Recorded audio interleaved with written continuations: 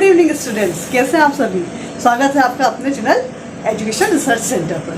तो स्टूडेंट्स, हमने last video में प्रेजेंट इंडेफिनिट के बारे में पढ़ा है और उसमें आपको वर्ब, हेल्पिंग वर्ब और सब्जेक्ट के बारे में सब कुछ क्लियर हो चुका होगा। अगर आपने वो वीडियो नहीं देखी है तो जाकर डिस्क्रिप्शन में जाइए और वो वीडियो को जरूर देखिए, जिससे आपके सारे डाउट्स क्लियर हो जाएंगे। अब हम आज की वीडियो में पढ़ेंगे पास्ट इंडेफिनिट। पास्ट इंडेफिनिट में क्या वर्ब होती है, क्या हेल्पिंग वर्ब होती है। वैसे मैं आपको वर्क करने पहले ही बता चुकी हूँ, है ना। फिर भी अगर कन्फ्यूजन हो रहा है तो आप लास्ट वीडियो को जरूर देखिए। और बच्चों, एक बात जरूर ध्यान रखिए, आप वीडियो को स्किप मत कीजिएगा, कुछ भी छोड़ेगा नहीं, क्योंकि हो सकता है छोटी छोटी बातें आपको बहुत काम आ जाए। जैसे कि लास्ट वाले वीडियो में मैं आपको कीवर्ड्स बताए थे। अगर आपको टेंस के बारे में नॉलेज था लेकिन कीवर्ड्स के बारे में नॉलेज नहीं था, तो अब आपको कीवर्ड्स से भी पता चल जाए कि आप इस कौन सा सेंटेंस में कौन सा टेंस यूज कर सकते हो। तो इसको अगर आपको देखना है, जानना है, समझना है, तो लास्ट वीडियो पर जरूर जाइए। तो हम चलते हैं आगे और सीखते हैं पास्ट इंडेफिनिट टेंस के बारे में। पास्ट इंडेफिनिट टेंस, जैसा कि मैं आपको पहले ही बता चुकी हूँ, पास्ट इंडेफिनिट और प्रेजेंट इंडेफिनिट की अफर्मेटिव सेंटेंस के बारे में क्या बताया था मैंने आपको।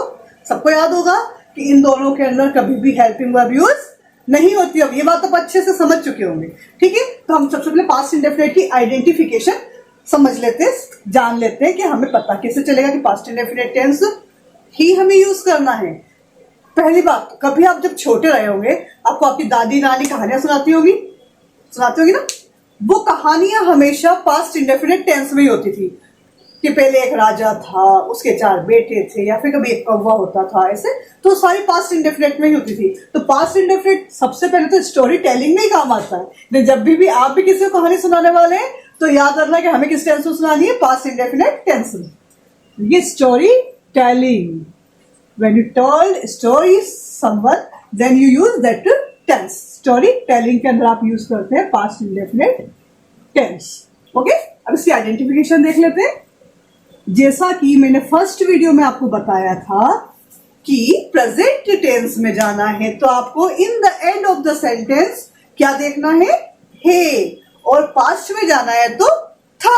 ये तो एक आपको पहले बता चुकी हूं कि अगर हे देखना है तो प्रेजेंट, था दिखता है तो पास्ट, और आगे की दिखता है तो फ्यूचर। इससे आपको प्रेजेंट, पास्ट और फ्यूचर की पहचान तो हो जाएगी। अब लेकिन वो इंडेफिनिट में है, कॉन्टिन्यूअस में है, परफेक्ट में है या परफेक्ट कॉन्टिन्यूअस में, वो हम अब पता चलेगा। और जो पास्ट इंडेफिनिट टेंस है, इसे था थे तो है ही, लेकिन साथ में क्या होता है, वाक्य के अंत में, यानी कि इन the end of the sentence, वाक्य के अंत में क्या मिलता है आपको, वोवल साउंड। जी हाँ, वोवल साउंड। मैंने वोवल साउंड बोला है। वोवल साउंड मीन्स जो वोवल साउंड हिंदी के होते हैं, कौन से होते हैं, अ नहीं होता है क्योंकि अ की मात्रा नहीं होती है, ठीक है। हम यहाँ पर आ देखिए, क्या देखिए, आ, ई, ए, ओ, उ। ये साउंड अगर किसी भी वाक्य के अंत में होते हैं तो वहां पर पास्ट इंडेफिनिट टेंस होता है। और पास्ट इंडेफिनिट टेंस का मतलब वर्ब की सेकंड फॉर्म। आपको बता चुकी हूं मैं कि इसके अफर्मेटिव में क्या होता है, वर्ब की सेकंड फॉर्म। दैट मीन्स यहां पर वर्ब की कौन सी फॉर्म होती है, यूज वर्ब की सेकंड फॉर्म। और अगर यही वर्ब अगर आप नेगेटिव में जाते हैं, इंटेरोगेटिव में जाते हैं, तो यहां पर हम हेल्पिंग वर्ब यूज कर लेते हैं। क्या यूज कर लेते हैं, हेल्पिंग वर्ब। हमारी हेल्पिंग वर्ब हो जाती है डिड। क्या हो जाती है, डिड। जैसा कि प्रेजेंट इंडेफिनिट में बताया था, डू और डज हो जाती है और वर्ब की फर्स्ट फॉर्म यूज कर लेते हैं। ऐसे डिड के साथ में वर्ब की फर्स्ट फॉर्म हम यूज कर लेते हैं, ठीक है। आप जब तक पिछले वीडियो नहीं देखेंगे तो आपको चीजें क्लियर, तो अगर इजी से आपको सीखना है तो आपको पिछले वीडियो जरूर देखने हैं बच्चों, उसे आप ध्यान से देख लीजिए और वीडियो को स्किप बिल्कुल मत कीजिएगा। और अगर पसंद आती है वीडियो, मधु मैम की वीडियो, तो उसे लाइक जरूर कीजिएगा। इससे मुझे क्या होता है ना, एक उम्मीद हो जाती है, हाँ बच्चे इसे देख रहे हैं, पसंद कर रहे हैं, हम आपके लिए मेहनत करते हैं, तो आपको हमारी मेहनत सफल करानी। लाइक कीजिए, शेयर कीजिए, सब्सक्राइब कीजिए, ठीक है। डिड और वर्ब की फर्स्ट फॉर्म, जैसे कि आपने कभी भी देखा होगा कि वेयर डिड यू गो, तुम कहाँ गए थे। क्वेश्चन पूछा जाता है, where did you go, then you answer I went to Bhopal. आपने क्या किया, डिड और गो, डिड के साथ में क्या था, गो, नहीं, डिड के साथ में वर्ब की फर्स्ट फॉर्म थी। And when you answered, you answered what, you answered I went to Bhopal. यानी गो को आपने सेकंड फॉर्म में ले गए। वर्ब के बारे में बता चुकी हूँ मैं आपको, आई बटन पे आपको मिल जाएगा वर्ब के बारे में भी।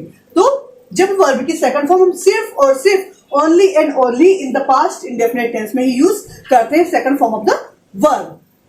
पास्ट इंडेफिनेट के अफर्मेटिव में, पास्ट इंडेफिनेट के अफर्मेटिव और डीड के साथ में वर्ब की फर्स्ट फॉर्म होती है। तो देखते हैं इसका सेंटेंस, हमें हेल्प का पता चल गई, फॉर्म ऑफ द वर्ब पता चल गई। अब हम इनके सेंटेंसेस देख लेते हैं। देख लीजिए सेंटेंसेस स्टार्टिंग में बताया था आपको, सेंटेंसेस के सारे स्ट्रक्चर सेम होते हैं, सिर्फ चेंज होती है help verb and verb. Affirmative पर चलते हैं। अफर्मेटिव, अफर्मेटिव सेंटेंसेस क्या होता है आप सभी को अच्छे से पता है, नहीं पता है तो जाइए पिछले वीडियो में और देख लीजिए। सब्जेक्ट वर्ब का second form only in the past indefinite के अफर्मेटिव में, other word and full stop. ठीक है, सब्जेक्ट जैसे कि मैंने आपको एक एग्जांपल दे दूं, एक बार एक कौवा था, देयर वाज अ क्रो, वह पानी की तलाश में इधर उधर गया। ठीक है, एक एग्जांपल लेता, कौवा पानी की तलाश में इधर उधर गया। देखिए आप लोग यहाँ पर आपको सब्जेक्ट क्या है, वर्ब क्या है, देखिए आप देखा होगा आपने सब्जेक्ट क्या है इसमें, वर्ब क्या है और अदर वर्ड क्या है। सब्जेक्ट, यहाँ सब्जेक्ट क्या, कौवा पानी की तलाश में इधर उधर गया।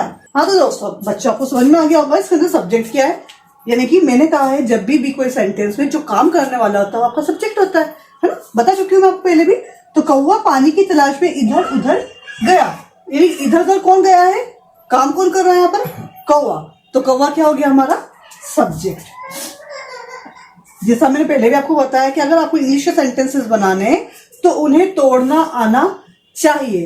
क्यों, अंग्रेज होते ही ऐसे, पहले तोड़ते फिर राज करते हैं, है ना। हमारे साथ ऐसे ही किया उन्होंने, तोड़ा और राज किया। ऐसे ही हमें क्या करना है, हिंदी को तोड़ना है और अंग्रेजी बनानी है।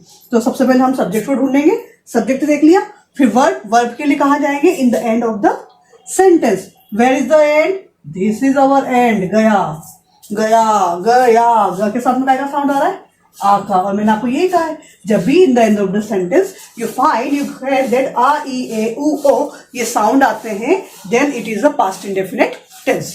का साउंड हुआ, ये पास्ट इंडेफिनिट टेंस है। अब अदर वर्ड बचे हैं। अब जब ज्यादा वर्ड्स होते हैं तो हमें ये समझ में नहीं आता है कि हमें कौन सा वर्ड पहले लिखना है। तो देखो बच्चों, ऑब्जेक्ट बोलते हैं, मैंने यहाँ पर अदर वर्ड लिखा है। ऑब्जेक्ट वो होता है जो वर्ब के जस्ट बाद में हो या पहले हो, वर्ब की बात तो होगा ऑब्वियस सी बात है। तो वर्ब के पहले जो भी हो सबसे पहले वही आपका अदर वर्ड यानी ऑब्जेक्ट में आएगा, और उसके बाद जो भी बचा वो सब बाद में लिखेंगे। लिखे क्रो गया, अगर उड़ा होता तो फ्लू, फ्लाई फ्लू फ्लोन, लेकिन ये गया है कि मैंने पहले बताया था गो वेंट गोन। तो गया के लिए हम वेंट का यूज करेंगे because in the past indefinite we use the second form of the verb. The crow went इधर उधर, वर्ब के पहले तो इसको पहले लिखते हैं, हियर एंड देयर। कहाँ गया इधर उधर, कहाँ भागा इधर उधर, in the search of water, water की तलाश में, in the search of water, in the search of water. Clear. देखिए जब भी आपको कोई कहानी बतानी है, पहले की कोई किस्सा सुनाना है, तो आप पास्ट इंडेफिनिट का यूज करेंगे। और सब्जेक्ट वर्ब और अदर वर्ड कैसे फाइंड आउट करते हैं ये भी आपको क्लियर हो चुका होगा। ये था आपका अफर्मेटिव। और नेगेटिव में तो बहुत सिंपल है, क्या करना है, सब्जेक्ट की जस्ट बाद में हेल्पिंग वर्ब लगानी है, नेगेटिव इसलिए नॉट लगा देंगे और फिर वर्ब का फॉर्म यूज कर लेंगे, अदर वर्ड कर लेंगे। इसको हम आगे बढ़ाते हैं, नेगेटिव देखते हैं इसका, नेगेटिव कैसे बनता है। नेगेटिव, अफर्मेटिव हम देख चुके हैं, अब है नेगेटिव। नेगेटिव यानी कि पानी की तलाश में नहीं गया था कौवा, हमारा जो कौवा था पानी की तलाश में नहीं गया, वो बैठा रह गया, मुझे प्यासे ही बोलना है, मजाक कर रहे हो, पानी की तलाश में गया था, लेकिन हम उसको नेगेटिव बना रहे हैं। यानी कि अगर आपको कहा जाए कि अफर्मेटिव को चेंज कीजिए नेगेटिव में, तो आप कैसे करेंगे ये देखते हैं।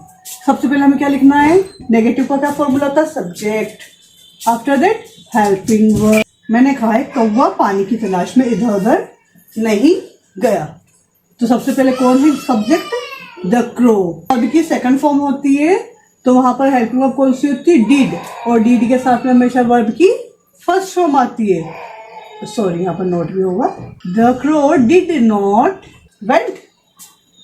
नहीं, अब तो सबको पता है, मैं क्यों पागल बना रहा हूँ, वेंट तो आएगा ही, गो आएगा। Did not go here and there in search of water. Clear है, कोई डाउट नहीं होगा, नहीं होगा। अगर आपने सारे वीडियो पूरे देखे तो कोई डाउट नहीं होगा, और आप इसकी प्लीज मत कीजिएगा वीडियो को।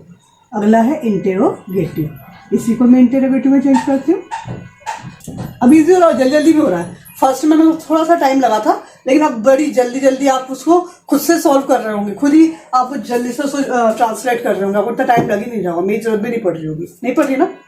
ये सभी की सेकंड टेंस पर ही हम आए हैं, 12 टेंस है, हम तो सेकंड पर ही आए हैं, 12 तक तो आप परफेक्ट हो जाएंगे।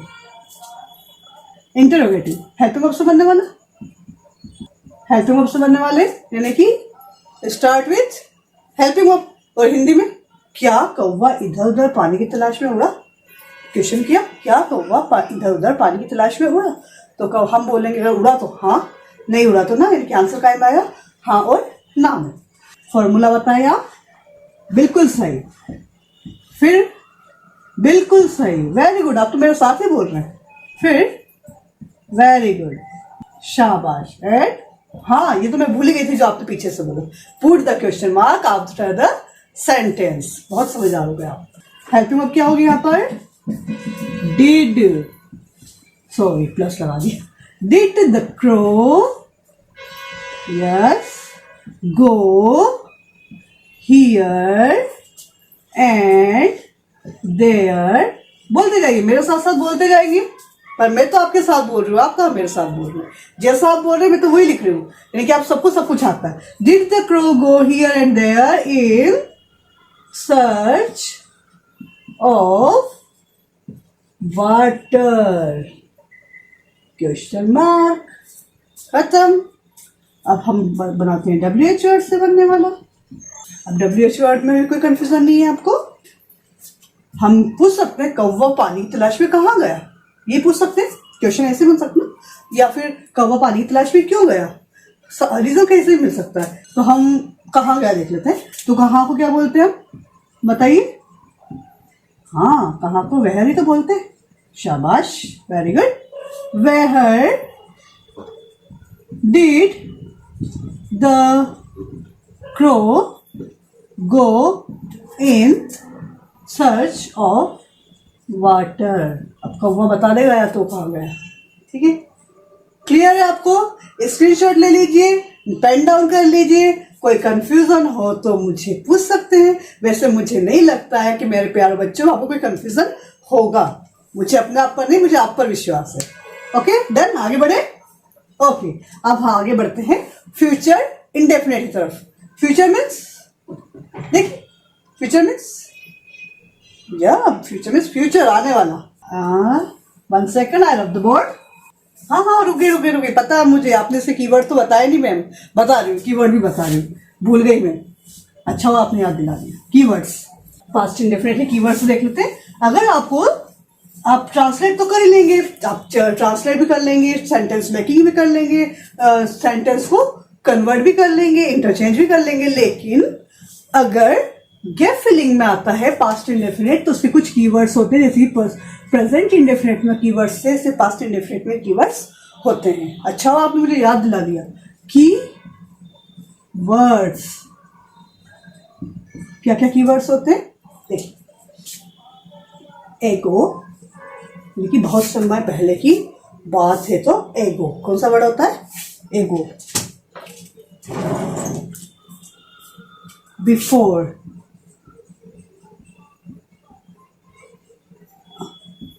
लास्ट मंथ, अब देख लीजिए मैंने लास्ट मंथ लिखा है, आप लास्ट ईयर भी देख सकते हैं, लास्ट डे भी देख सकते हैं, और लास्ट वीक भी देख सकते हैं। लास्ट ईयर,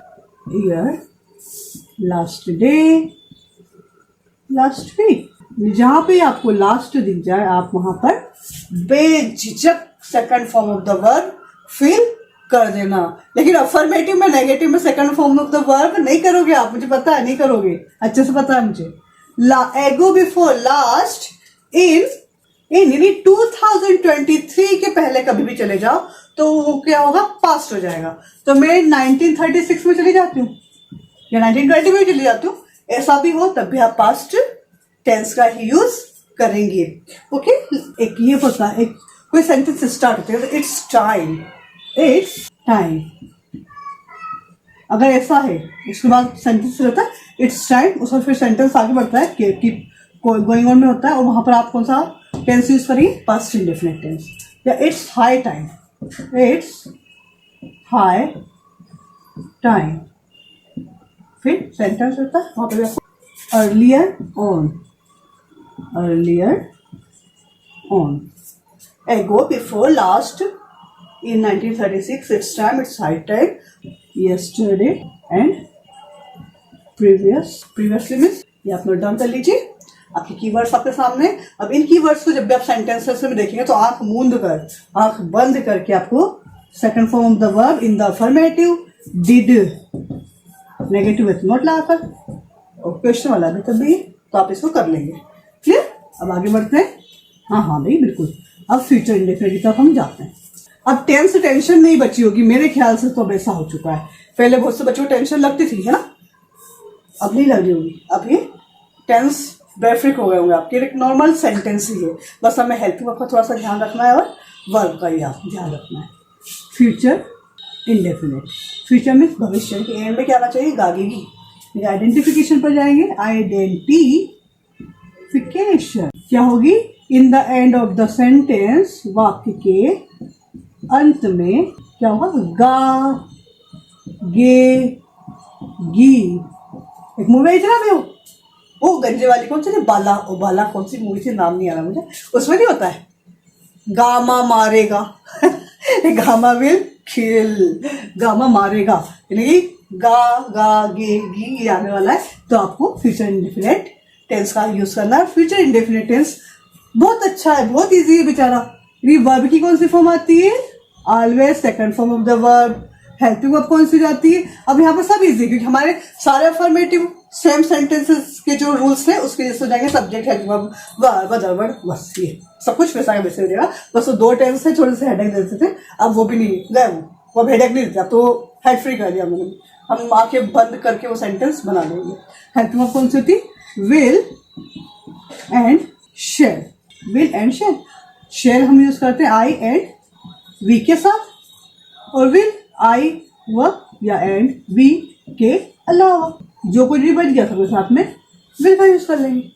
अच्छा तो खैर मॉडर्न हो गए लोग, सब में विल लगा लेते हैं, है ना? लेकिन हमें नहीं बनना मॉडर्न, क्योंकि हमें तो एग्जामिनर ये देखता है कि इनको इतना नॉलेज है या नहीं है। वो मॉडर्निटी तो देखते ही नहीं हमारी, वो तो ये देखता है कि इन्हें पता भी है कि आई और वी के साथ में शेल आता है। पता है, बोलना हमें पता है, हमें मधुकर ने बताया है ना?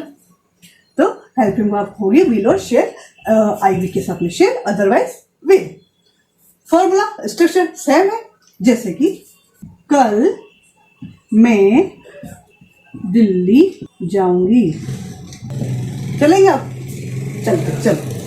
कल मैं दिल्ली जाऊंगी, हमारा फॉर्मूला आप दिमाग में लाइए, जल्दी से बोलते जाइए। वेरी गुड, वेरी नाइस, शाबाश, बिल्कुल सही बोला आपने, यही तो था।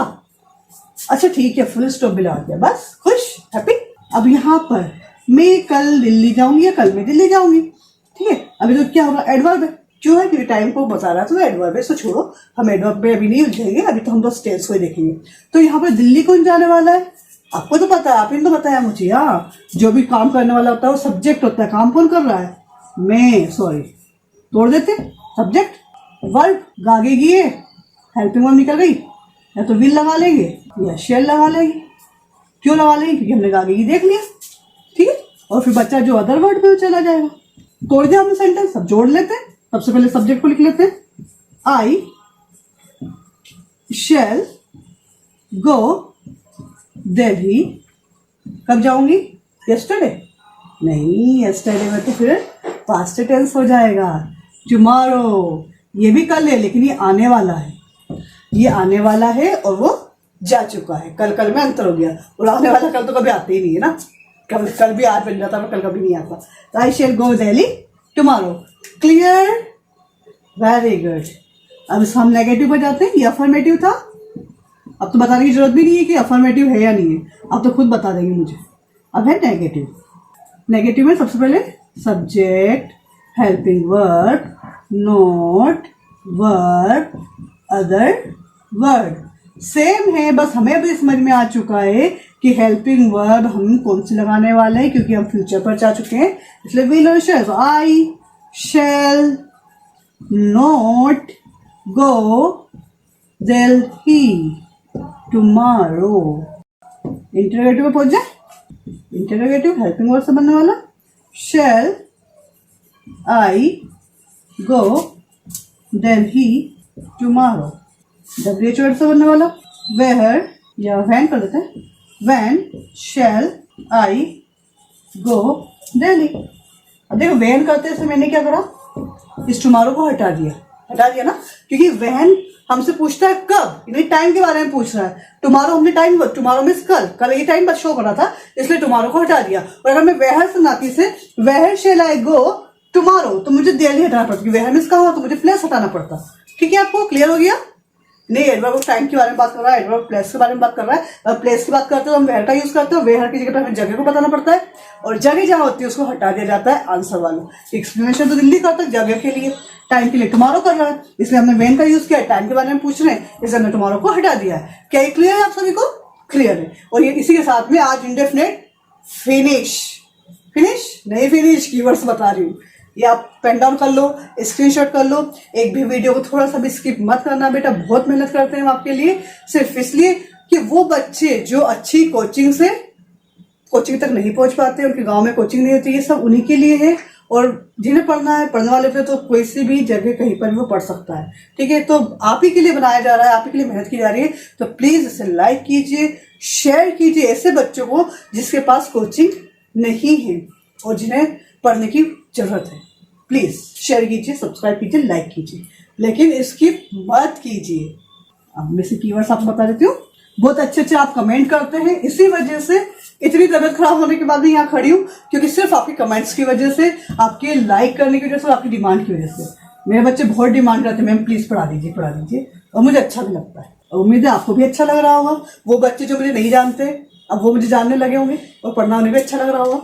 कीवर्ड्स देख लेते हैं हम इसके, बहुत ही जल्दी मैं आपको लेसन स्टार्ट करा दूंगी, ताकि फरवरी तक मैं आपको चैप्टर्स भी आपके सारे कंप्लीट हो जाए। उसमें आपको, अब जब हम टेंस पढ़ चुके ना बच्चों, तो अब आपको वहां पर आंसर आप रटेंगे नहीं, आप खुद से बना लेंगे।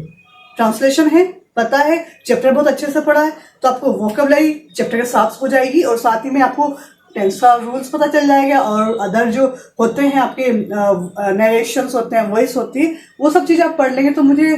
तो आपको जरूरत ही नहीं है फिर तो अलग से याद करने की, आप तो खुद बना देंगे फटफट, है ना। और फटफट ही बनाना है हमें रटना नहीं है, रटने वाला तो गए, हमें सीखना है। आप सीखने पर जोर दीजिएगा, सीख जाएंगे तो कभी भी आपको वो सोर्सेस की जरूरत नहीं पड़ेगी, आप खुद एक सोर्स हो जाएंगे, लोगों को आप खुद गाइड करने लग जाएंगे। तो सीखिए, रटिए कभी भी नहीं। कीवर्ड्स हैं इसके, हम कीवर्ड्स देख लेते हैं फ्यूचर टेंस के। जैसा कि स्टार्टिंग में हमने कहा था टुमारो, ये टुमारो तो आने वाला है, कीवर्ड्स में टुमारो तो हो गई होगा, टुमारो। नेक्स्ट वहां था लास्ट, यहाँ है नेक्स्ट वीक। वीक सही है क्या? गलत है, पहले भी गलत लिखा था, आपने बताया नहीं मुझे। इस वीक का मतलब तो कमजोर होता है, फ्रील, कमजोर। Next week, tomorrow, next week. और अब जब मैंने वहां पर क्या बोला था आपको, इन 1937 नहीं 23 से पहले का जो भी, अब 23 की बात है, जो भी आएगा वो आपका फ्यूचर में चला जाएगा ना, next year, next day, next month आप कर लेंगे। और अब जो 2023 के आगे जो भी होगा, कि आगे के सन, आगे के ईयर जो भी है, वो सारे आपके किस में जाने वाले, फ्यूचर में जाने वाले। ऑफकोर्स बात है, हम बोलते हैं कि जो भी आने वाला हो तो आपका फ्यूचर होता है। अगले हम पहुंच चुके हैं, आप इंडेफिनिट हमारा पूरा हो चुका है।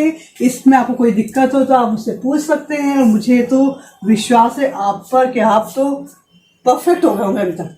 ठीक है, अब हम पढ़ते हैं कॉन्टिन्यूअस की तरफ। मैंने कहा था ना, बस एक टेंस में आपको टाइम लगा था, अब तो सारे टेंस आपके लिए ऐसे मुंह पर आ गए होंगे। अब आप बोलोगे मैम रुक जाओ, मैं तो बस आप आइडेंटिफिकेशन बता दो, बाकी तो हम सब कर लेंगे, क्योंकि स्टार्टिंग बता चुकी थी मैं आपको। भैया एक बार रिकॉल करते हैं फट से।